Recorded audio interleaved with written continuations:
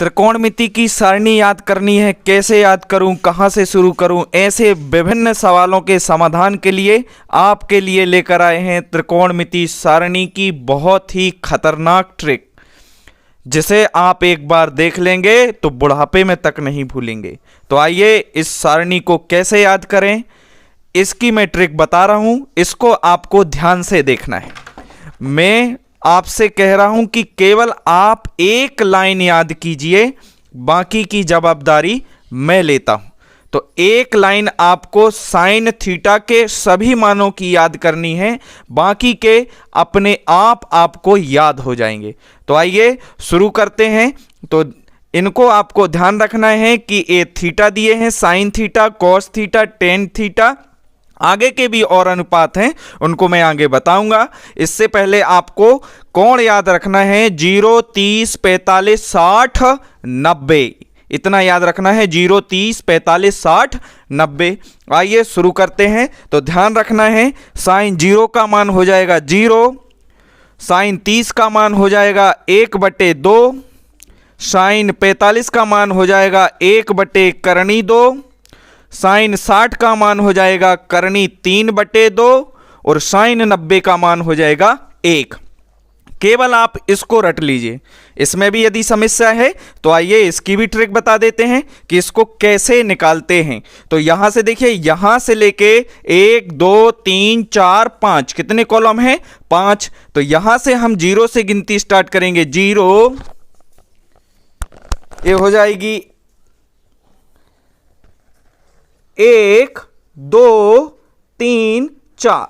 तो यहां पे 5 अंक हो जाएंगे। इनके बटे में देखिए, जहां से समाप्त हुआ है उसी को बटे में कर दीजिए। 4, 4, 4, 4, 4। इसके ऊपर करनी लगा दीजिए,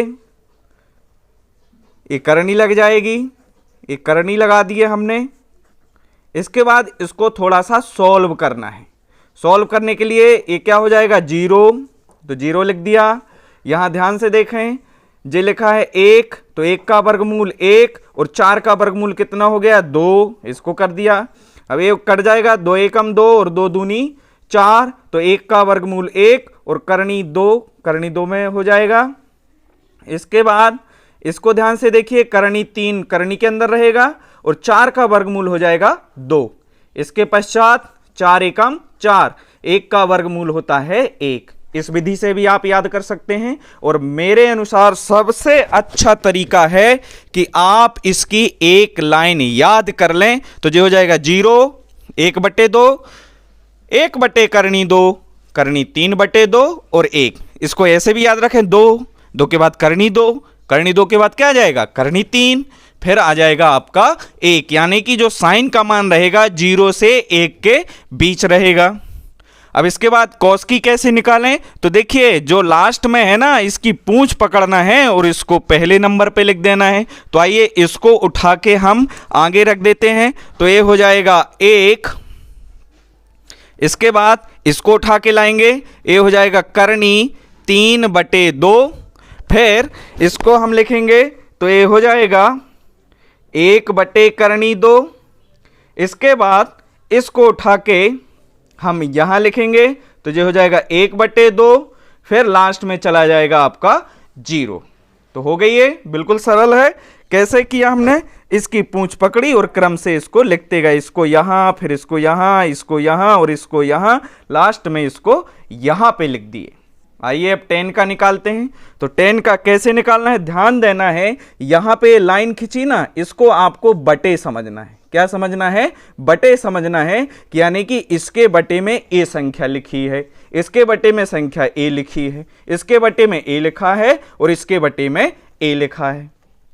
बटे का मतलब आप सब जानते हैं कि क्या होता है? भाग। क्या होता है? भाग। यानी कि हम इस वाली संख्या से इसको डिवाइड करेंगे।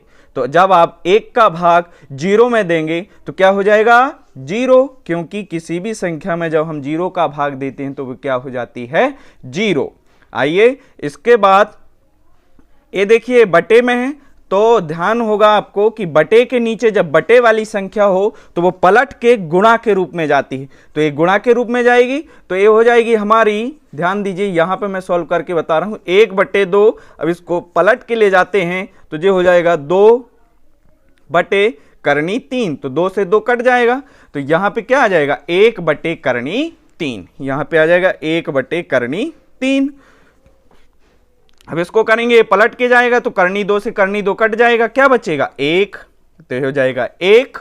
और दोस्तों इसको देखिए, इसको भी पलट के भेजेंगे गुणा के रूप में, तो 2 से 2 कट जाएगा, तो क्या बचेगा करनी 3।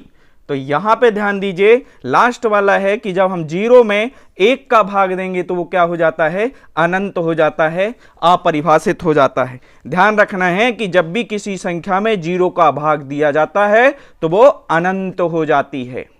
तो आशा है आपको ये 3 स्टेप समझ में आ गए होंगे। इसके पश्चात नेक्स्ट वीडियो में मैं कोसेक, सेक और कोट के बताऊंगा, वो भी बिल्कुल सरल हैं। यदि आपसे बन सके तो आप ध्यान रखना है कि साइन का उल्टा हो जाता है कोसेक, यानी इनवर्स फॉर्म जो होता है कोसेक हो जाएगा, कोस का हो जाएगा सेक और टेन का हो जाएगा कोट। यदि आपको साइन, कोस और टेन के लिखने आ गए तो कोसेक, सेक और कोट का आप आसानी से लिख सकते हैं। तो ये विधि आपको अच्छी लगी होगी। इस प्रकार से आप सारणी बना लीजिए और इनको याद कर लीजिए। यदि वीडियो अच्छा लगा हो तो चैनल को सब्सक्राइब कीजिए। धन्यवाद।